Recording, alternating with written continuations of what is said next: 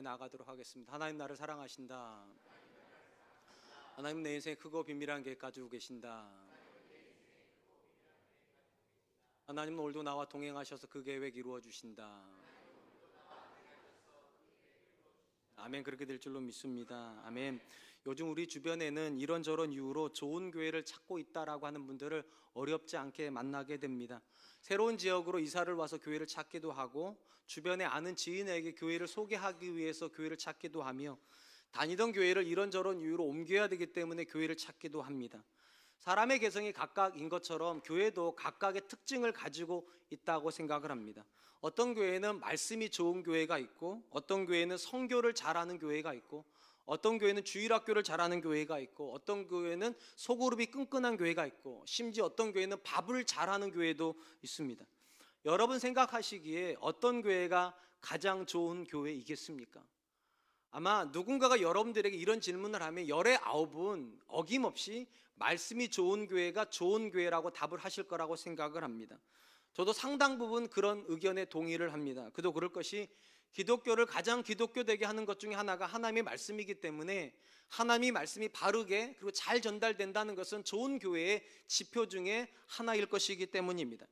교회를 다니는 분들이 대부분 말씀이 교회를 가장 잘 보여주는 지표라고 생각을 하다 보니까 담임 목사를 청빙할 때도 이 부분이 가장 중요한 역할을 하게 됩니다.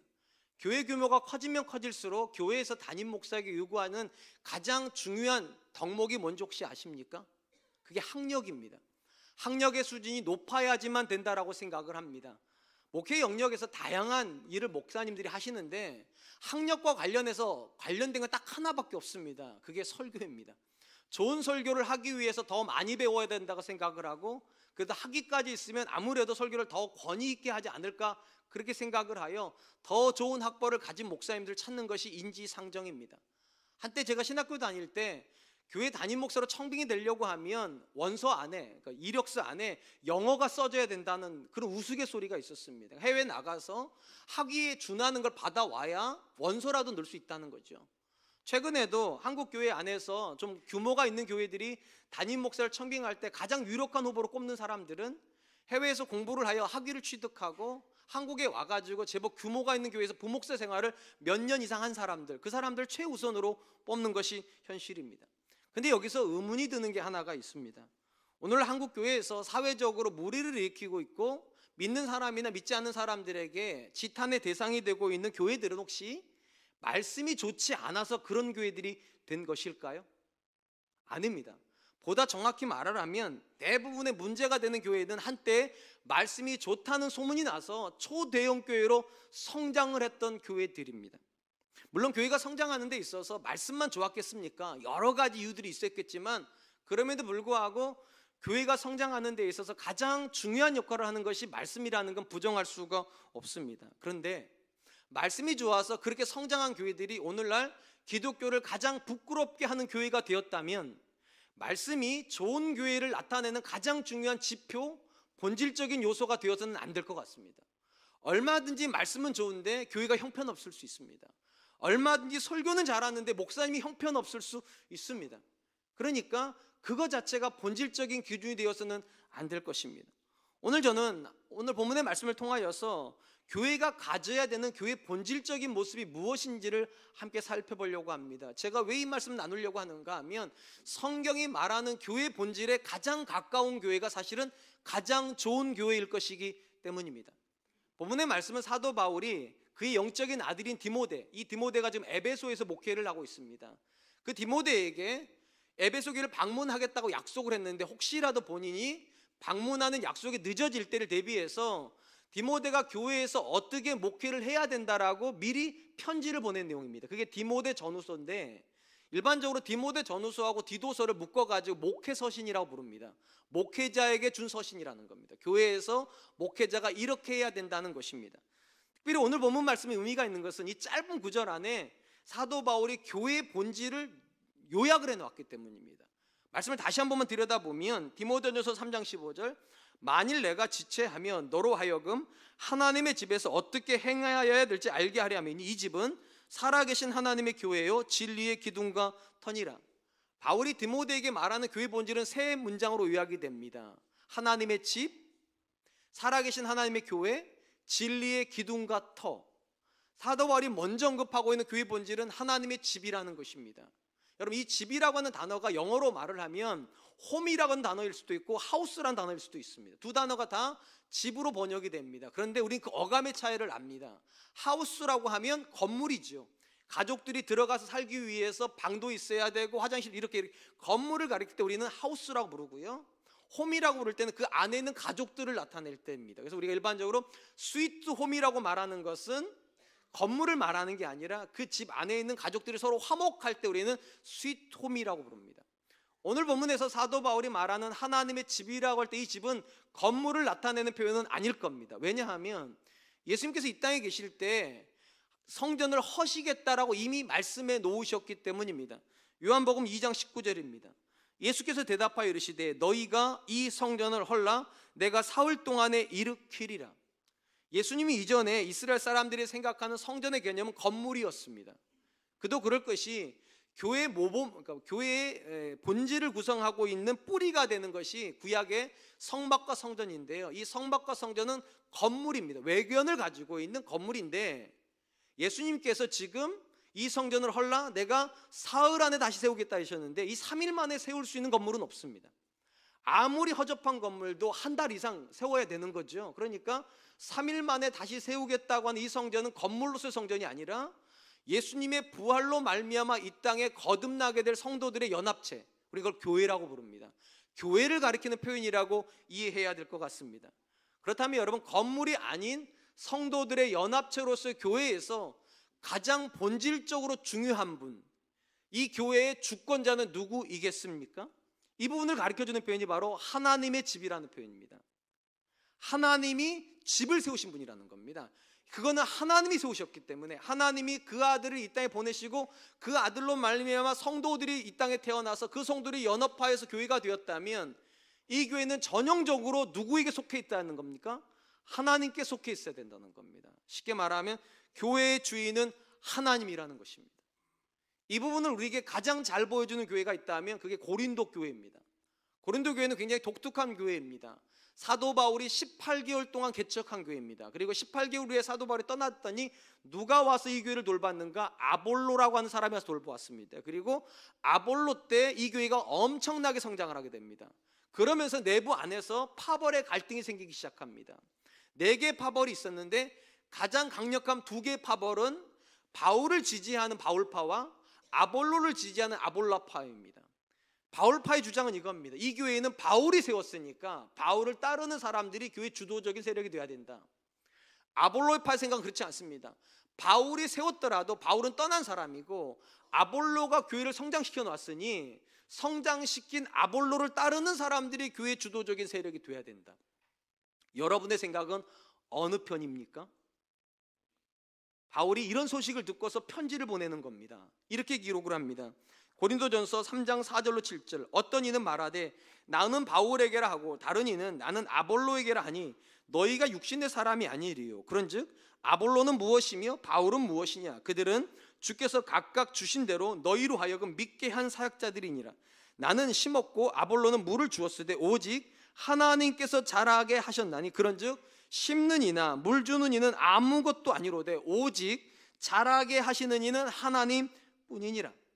고린도 교회를 향해서 바울이 뭐라고 말하는가? 너희들이 말하는 것처럼 나 바울이 심었다.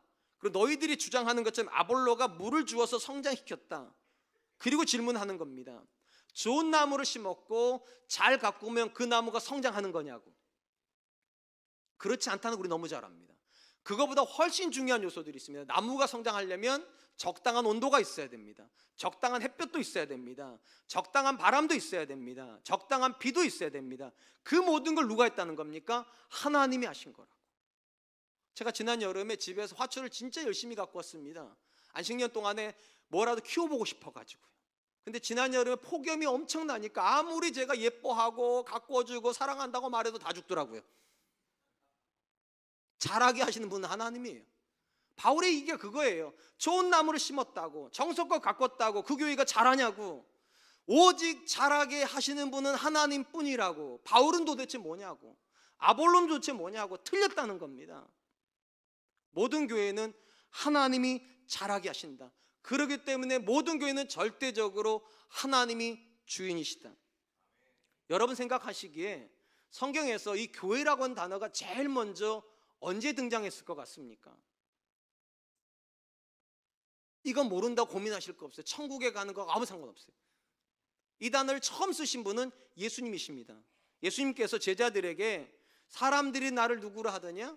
너희는 나를 누구냐 할 때 베드로가 이렇게 말하지 않습니까? 주는 그리스도시요 살아계신 하나님의 아들이십니다. 이 고백을 들으시고 나서 예수님이 그에게 이렇게 말씀하세요. 마태복음 16장 18절 또 내가 내게 이르노니 너는 베드로라 내가 이 반석 위에 내 교회를 세우리니 음부의 권세가 이기지 못하리라. 여기서 처음으로 교회라는 단어가 나옵니다. 근데 예수님이 뭐라고 말씀하셨는가?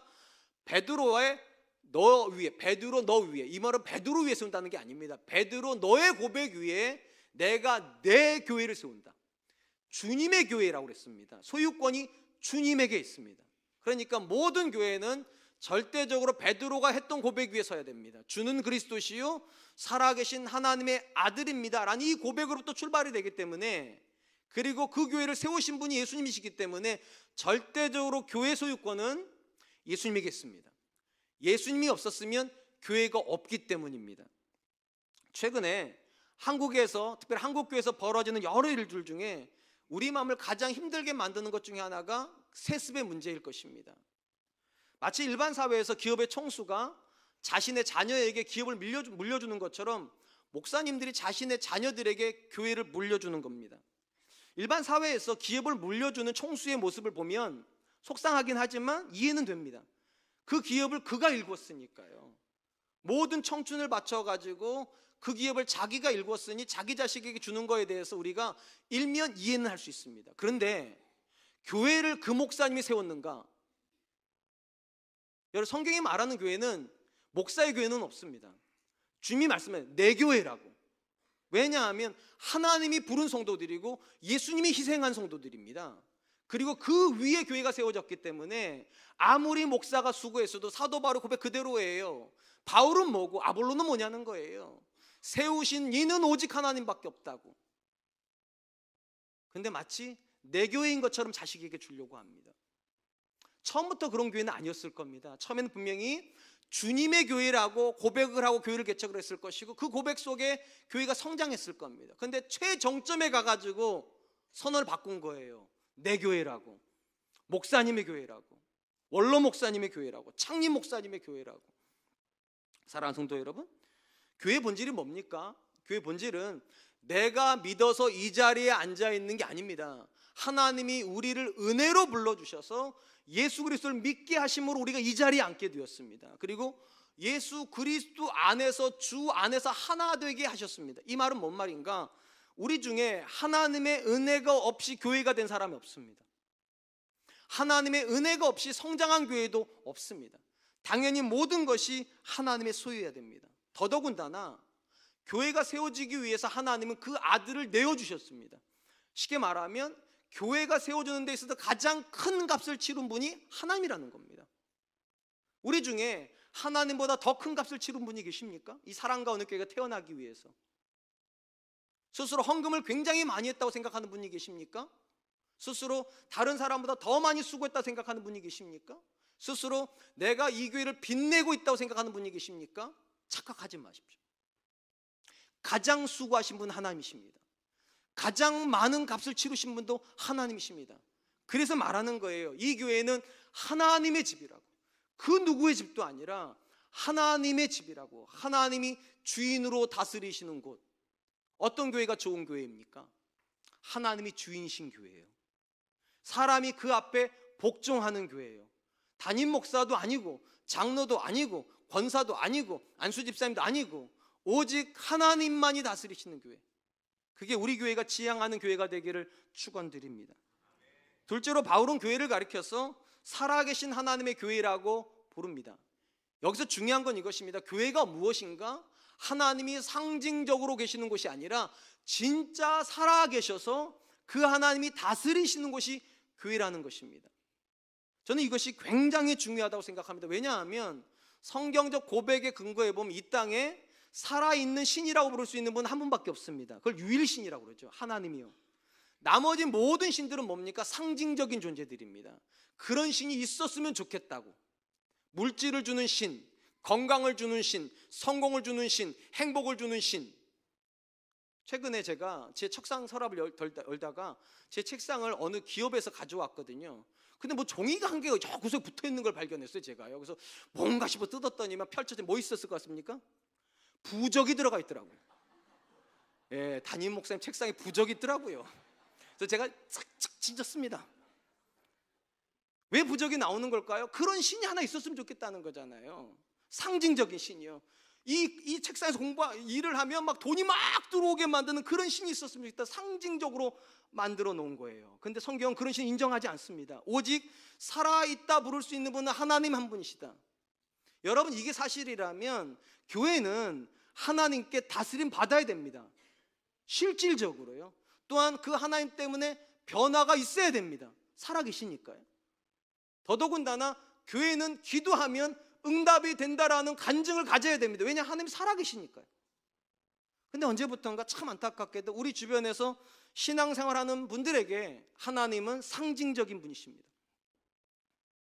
있으셨으면 좋겠다는 거죠. 그런 분이 계셨으면 좋겠고, 내 기도를 한 번쯤이라도 들어주시면 참 좋겠다. 기도를 안 하는 것보다는 하는 게 좋겠고, 기왕이 할 바에는 하나님한테 하면 좋지 않을까? 그런 분이요. 여러분, 이런 개념은 우리에게만 있는 건 아닙니다. 사실은 임마누엘 칸트라고 하는 독일 철학자에게도 있었던 개념입니다. 그분은 철학자이지 종교인은 아닙니다. 그는 하나님을 인정하지 않습니다. 근데 왜 그가 하나님을 필요로 하는가? 그가 말하는 하나님은요, 있어야만 하는 존재가 아니라 있으면 좋겠다 생각하는 존재입니다. 철학적으로 따지면 하나님 계실 수가 없다는 거예요. 근데 하나님이 없다고 해놓고 나면 사람들이 다 너무 무질서하게 살 거라는 거예요. 그러니까 사람들이 안정적으로 살고 무질서하지 않게 살기 위해서 하나님이라고 하는 존재가 있었으면 좋겠다. 그게 철학적 하나님입니다. 그게 요청된 신이요. 우리 중에도 그런 분들이 참 많아요. 내 형편을 좀 아는 분이 계시면 좋지 않을까? 내가 기도하면 들어주는 그런 분이 있었으면 좋지 않을까? 그래서 기도는 합니다. 근데 이 기도는 절대로 절박한 기도가 될 수 없어요. 왜냐하면 상징적으로 있는 분한테는 절박하게 기도할 수가 없습니다. 오직 누구에게만 절박하게 기도할 수 있는가? 살아있는 존재에게. 하나님이 살아계실 거니까 하나님 내 형편 보실 거 아니겠어요? 하나님 살아계시니까 내 기도 들으실 거 아니겠어요? 근데 왜 내 형편이 이 모양 이 꼴일까? 그 절박함이 생길 때 살아계신 하나님 들으십시오. 너는 내게 부르짖으라고 하셨는데 내가 부르짖는데 왜 응답 안 해주십니까? 구약에서 모든 기도라고 나와 있는 것들은 다 살아계신 하나님께 드린 기도들입니다. 그래서 공통적으로 다 절박합니다. 피상적인 대상, 상징적인 대상한테 우린 절대로 절박하게 기도 못합니다. 왜 오늘날 교회 안에서 기적과 같은 일들이 안 일어날까요? 왜 자녀들이 변화되고 남편이 새로워지고 가정이 새로워지고 내 인생이 달라졌다라고 하는 기적 같은 고백이 안 나올까요? 답은 간단해요. 하나님이 상징적이기 때문입니다. 여러분들에게 살아계시다고 믿지 않아요. 살아계시면 우리의 기도가 그렇게 되지를 않습니다. 살아계신 하나님이면 금요 회복 기도에 오자고 그러면 다 올 겁니다. 사실은. 근데 안 와요. 그냥 상징이니까. 그냥 계셨으면 좋겠고, 내가 기도하는 거 들어줬으면 좋겠고, 그냥 주일날 한번 예배하면 그걸로 만족한 존재였으면 좋겠고. 바울이 말합니다. 교회는 상징적인 하나님을 모신 곳이 아니라 살아계신 하나님이 임재하는 곳이라. 중세 교부 중에 가장 유명한 교부 중에 한 분이 토마스 아퀴나스라고 하는 분이십니다. 이분과 관련된 유명한 일화가 있습니다. 이분이 어느 날 교황청에 방문을 했답니다. 그 당시 교황이었던 사람이 이노센트 3세였는데요. 이 이노센트 3세가 그 주간에 들어왔던 헌금을 계수하고 있었답니다. 그 말을 은하를 막 그냥 막 이렇게 하고 있는데 그때 저쪽에서 토마스 아퀴나스가 들어왔습니다. 이노센트 3세가 아퀴나스를 보자마자 이렇게 얘기했답니다. 여보게 아퀴나스, 이제 더 이상 교회는 은과 금은 내게 없거니와라고 말하지 않아도 되게 되었네. 이거는 사도행전에서 베드로하고 요한이 걸어갈 때 안진뱅이가 뭐 좀 달라고 그럴 때 베드로가 했던 말을 그대로 가져온 거예요. 은과 금은 내게 없다고. 가난하다는 거지 않습니까? 베드로 시절에는 가난했는데 이제는 우리가 이렇게 부자가 됐다. 한번 보라고, 이 금아들을 보라고, 이 은하들을 보라고 자랑스럽게 얘기를 할 때 아퀴나스가 이렇게 대답을 했다고 합니다. 그렇군요. 이제 더 이상 예수 그리스도의 이름으로 일어나 걸으라는 말도 못하게 되었군요. 은금은 많아졌는데, 교회는 부자가 됐는데, 첨탑은 높아지는데 살아계신 하나님의 역사는 없어졌다는 겁니다. 이게 중세시대의 이야기면 참 좋겠는데 오늘날 우리 얘기 아닙니까? 여러분 하나님께 얼마나 간절하십니까? 여러분의 자녀가 하나님의 은혜 가운데 변화될 수 있다고 얼마나 절절하게 믿으십니까? 내 인생이 하나님 안에서 새로워질 수 있다고 얼마나 간절하게 기도하십니까? 우린 잘 안 합니다, 그거요. 왜냐하면 우리에게 하나님은 살아있는 존재가 아니라 굉장히 멀리 있는 추상적인 존재이고 막연한 존재이고 상징적인 존재이기 때문입니다. 그런 점에서 여러분, 교회를 가장 교회가 되게 하는 것은 건물도 아니고 성도들의 숫자도 아닙니다. 목사님들이 만나면, 서로 처음 만나면 제일 먼저 묻는 게 뭔지 아세요? 교세가 어떻게 되세요? 이거 물어요. 그리고 그 다음 묻는 게 건물이 있습니까? 아니면 삼각교회입니까? 최근에 우리 목사님 중에 한 분이 저한테 그러더라고요. 목사님, 우리 교회 주소에서 성신빌딩 4층이라는 단어를 좀 빼재요. 삼각교회, 조그만 삼각교회라는 거 오해하는 것 같다고 제가 그랬어요. 빼라고. 오해하게 할 필요 없지 않냐고. 그게 사람이에요. 삼각교회면 굉장히 이상한, 좀 수준이 낮은 교회인 것 같고, 본 건물 뭐 1동, 2동, 3동 막 이렇게 해가지고 1건물, 2건물, 3건물 이러면 엄청난 교회인 것 같고, 마치 그게 교회 본질인 것처럼. 여러분, 교회 본질은 건물 아닙니다. 삼각교회도 상관없는 것이고 굉장히 큰 교회를 지어놔도 상관없는 겁니다. 가장 중요한 건 그곳에 하나님이 살아계시냐예요. 삼각교회도 살아계신 하나님만 계시면 살아 움직입니다. 아무리 교회를 크게 지어놔도 거기에 살아계신 하나님이 안 계시면 그냥 프랜차이즈 음식점일 뿐이에요. 프랜차이즈 커피점일 뿐이에요. 오늘날 교회 가보면 빵집도 들어가 있고 커피도 들어가 있고 뭐 미술관도 들어가 있고, 그게 나쁘다는 얘기가 아니에요. 근데 진짜 들어가 계셔도 하나님 안 들어가 계시다면 그게 교회일 수 있습니까? 그러니까 바울이 말하는 거예요.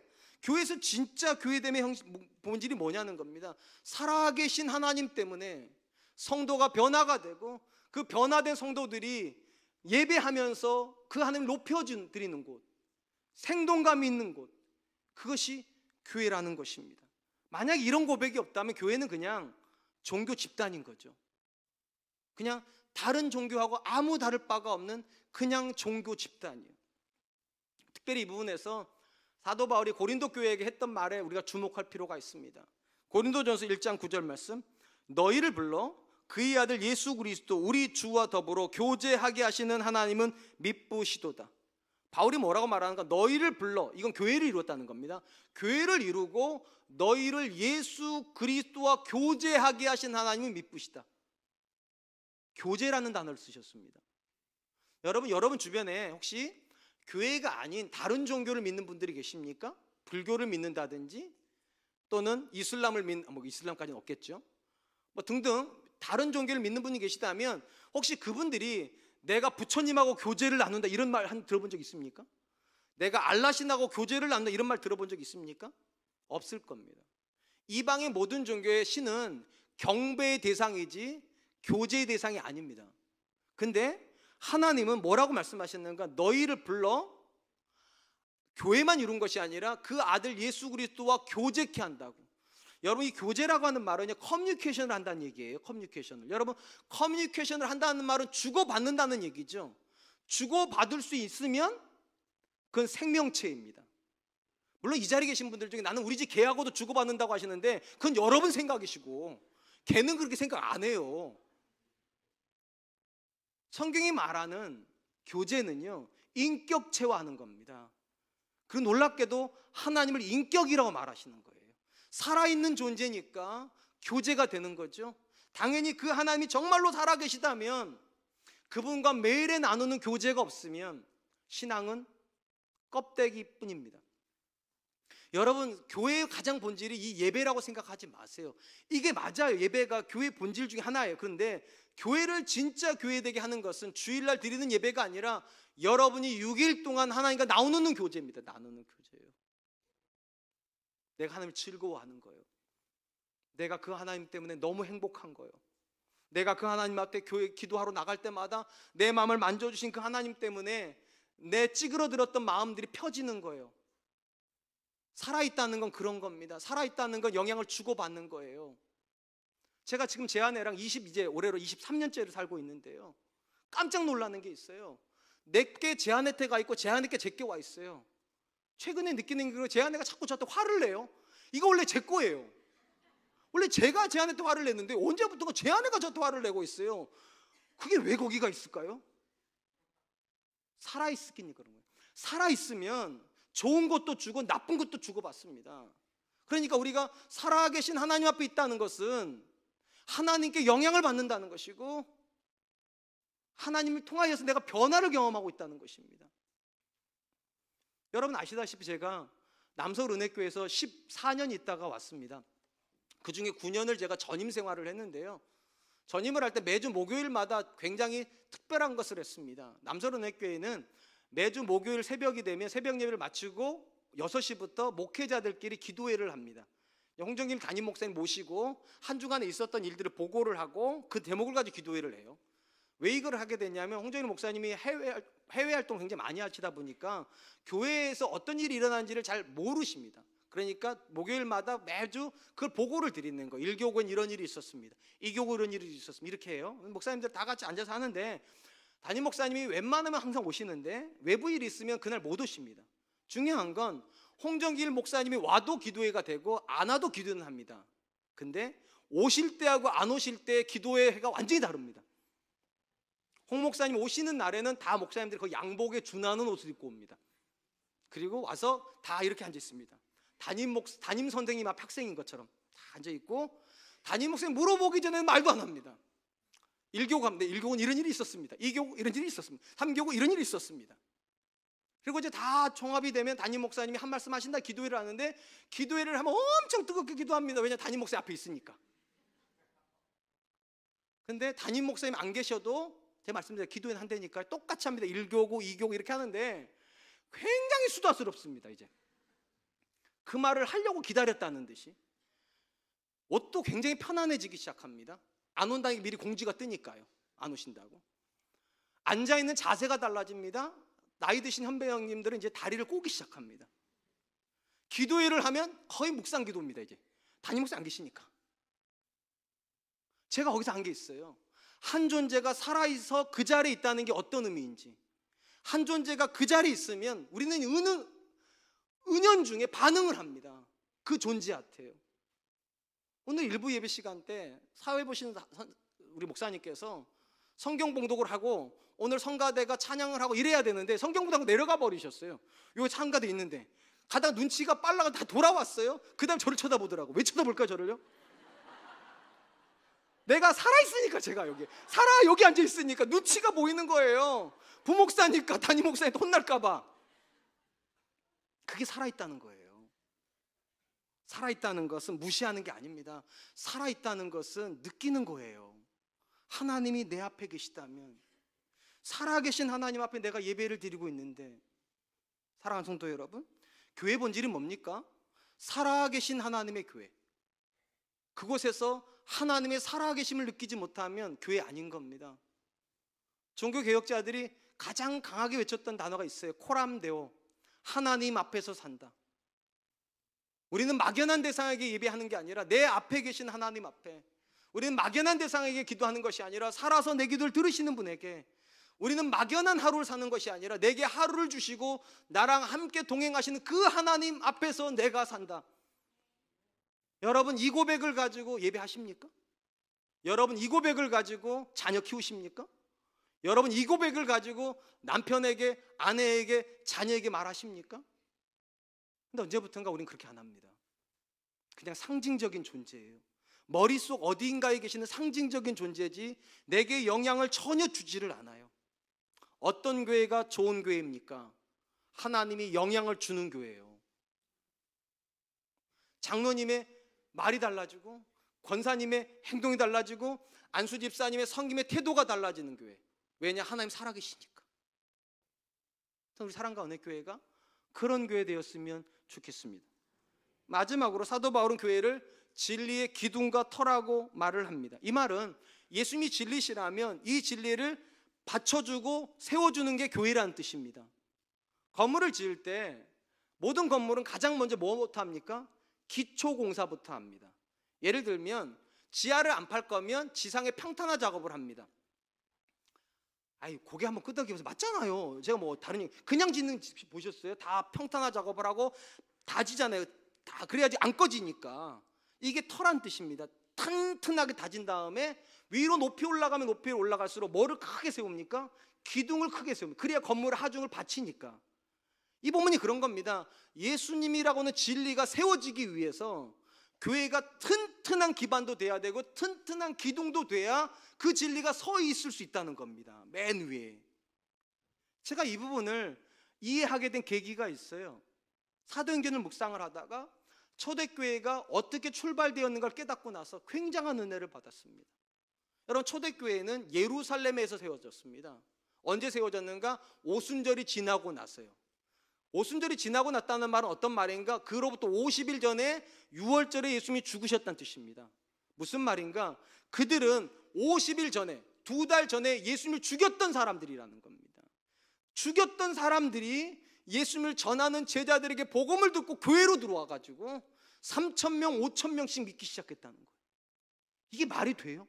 자기들이 죽였는데, 자기들이 예수님 인정할 수 없다고 십자가에 못 박으라고 외쳤는데 그들이 갑자기 교회에 들어와서 예수님 믿기 시작했어요. 어떻게 이런 일이 일어났을까? 사도행전 이렇게 기록을 합니다. 사도행전 2장 47절, 하나님을 찬미하며 또 온 백성에게 칭송을 받으니 주께서 구원받는 사람을 날마다 더하게 하시니라.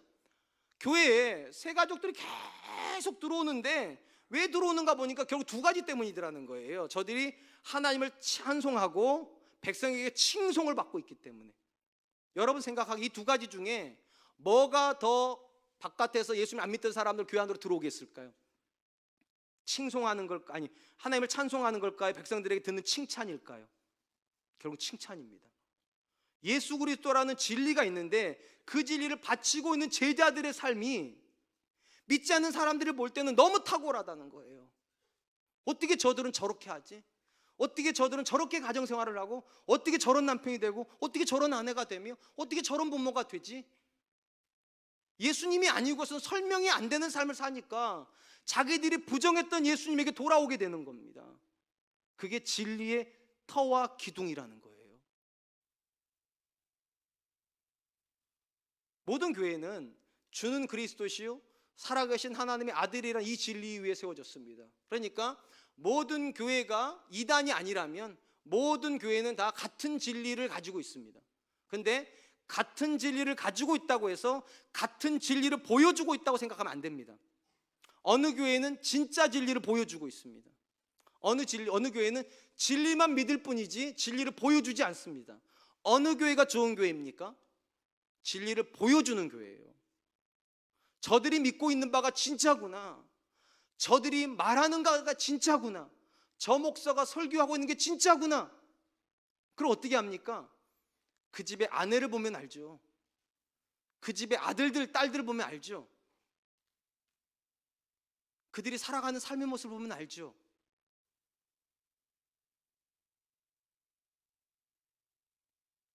기억할 건 이겁니다. 오늘날 한국교회가 사회로부터 지탄을 받는 건 한국교회가 붙들고 있는 진리가 틀렸기 때문이 아닙니다. 과거나 지금이나 한국교회는 똑같은 진리를 붙잡고 있습니다. 하나님의 유일성, 하나님만이 살아계시다. 예수님의 유일성, 다른 이로는 구원받을 수 없다. 이 두 가지를 끝까지 붙잡고 있는데 과거에도 그거 붙잡고 있었고 지금도 붙잡고 있는데 과거에는 이 진리 때문에 전도가 일어났고 지금은 이 진리 때문에 사람들이 교회를 떠나가 버립니다. 진리가 틀려서가 아니에요. 그 진리를 말하는 교회가 틀려져 버렸기 때문입니다.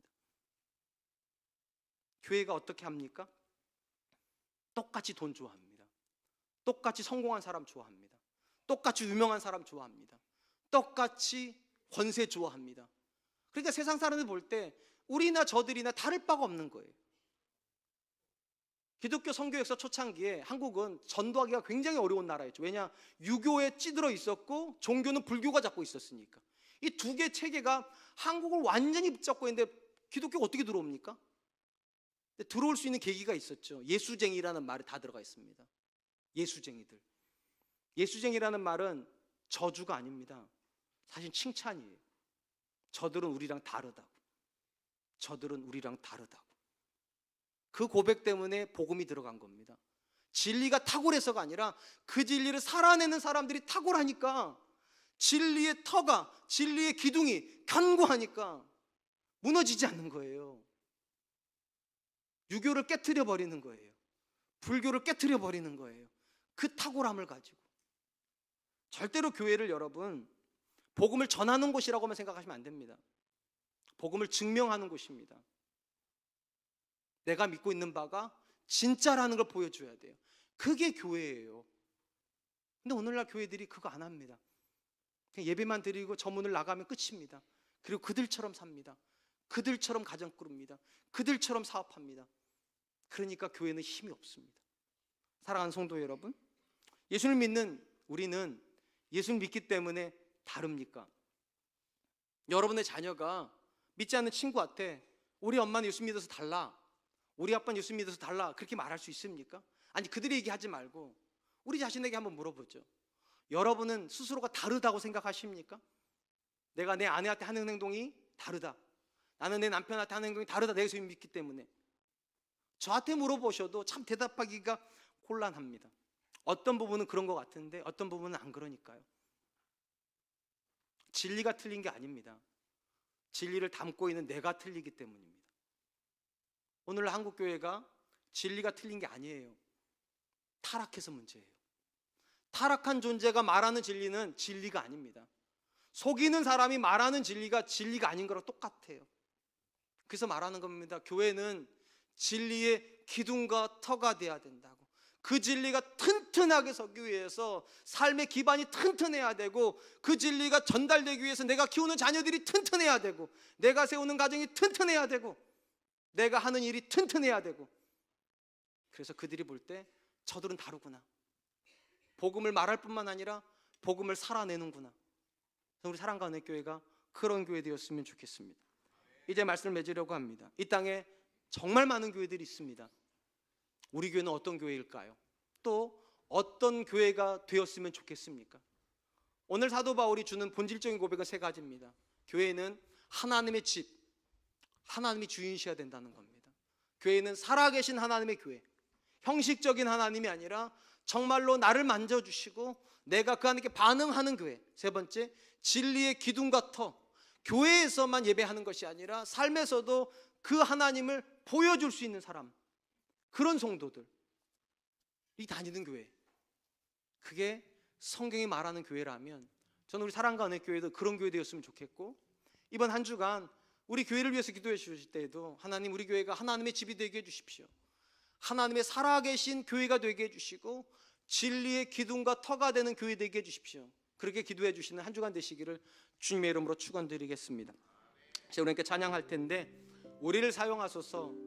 제가 이제 2월 달까지 우리 교회가 꿈꾸는 교회에 대한 설교를 할 건데요, 그때마다 이 찬양을 할 겁니다. 하나님, 우리가 이런 교회 되게 해주십시오. 그런 교회 될 수 있도록 나를 써주시고 우리를 써주십시오. 우리 같이 한 번만 찬양하겠습니다.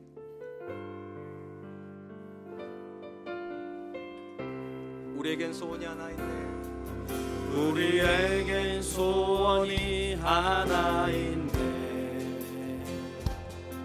주님 다시 오실 그날까지 우리 가슴에 새긴 주의 십자가 사랑, 나의 교회를 사랑케 하네. 주의 교회를 향한 우리 마음, 희생과 포기와 가난과 고난, 하물며 죽음조차 우릴 막을 수 없네. 우리 교회는 이 땅의 희망. 교회를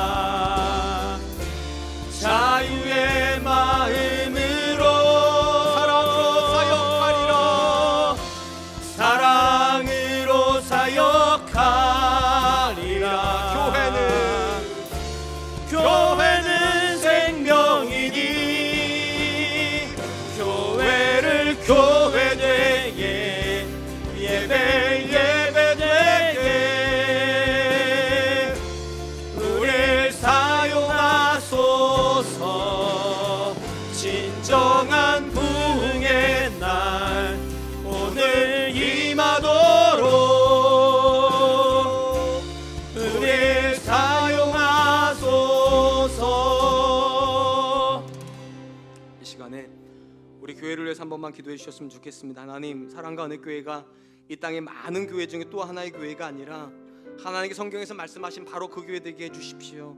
하나님의 집이 되어 하나님이 주인 되신 교회 되게 해주시고, 하나님이 살아계시는 교회, 이곳에서 하나님을 만나고 이곳에서 우리 성도들이 하나님 때문에 변화되는 교회 되게 해주시옵소서.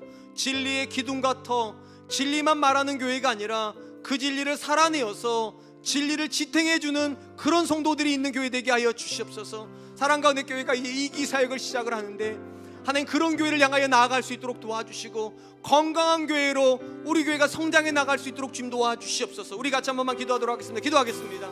사랑이 많으신 하나님 감사합니다. 오늘도 주의 말씀 앞에서 사랑과 은혜 교회가